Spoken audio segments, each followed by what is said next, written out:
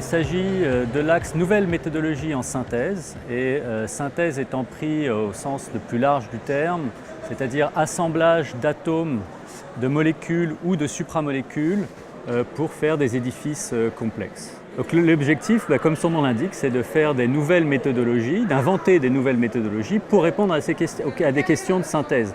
Et donc les questions qui sont posées en gros par la communauté, c'est de savoir est-ce qu'on peut fonctionnaliser des molécules extrêmement complexes, est-ce qu'on peut synthétiser extrêmement facilement des molécules complexes, est-ce qu'on peut trouver des nouvelles façons de faire par exemple des polymères avec des nouvelles propriétés, et tout ça donc dans le cadre de MyChem, donc qui est une chimie intégrée multi-échelle, donc ça illustre bien ce propos. Intégrée, c'est-à-dire qu'on va essayer d'imaginer le projet, la nouvelle méthodologie, en incluant donc la chimie théorique, et la chimie physique et donc la chimie de synthèse. Il y a pas mal de projets qui concernent la polymérisation. Alors on pourrait peut-être distinguer deux types de polymérisation, soit une polymérisation covalente, c'est-à-dire qu'on attache vraiment des unités les unes aux autres, et il y a au moins deux projets qui me viennent à l'esprit, peut-être trois, où on a inventé des nouvelles méthodes pour faire ces polymérisations et aboutir à des nouveaux projets. Par exemple, il y a une catalyse à l'or qui a permis la première polymérisation de ce type de monomère. Il y a une autre partie qui est une polymérisation supramoléculaire.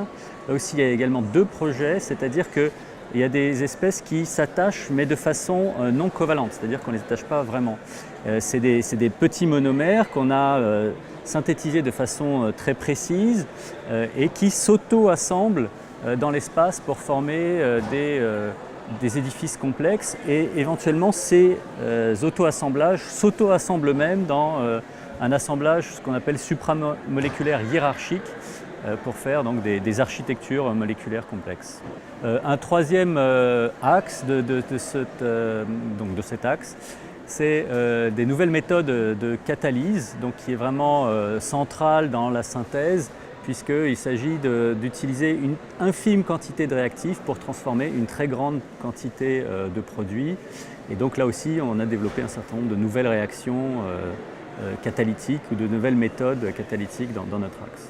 Il y a plusieurs choses que MyChem a permis de faire. Je pense qu'en partie, et comme tous les axes, et comme fondamentalement ce que MyChem a réussi à faire, c'est de rapprocher des gens qui n'avaient pas les mêmes intérêts au départ, ou ne se parlaient pas, ne se connaissaient pas.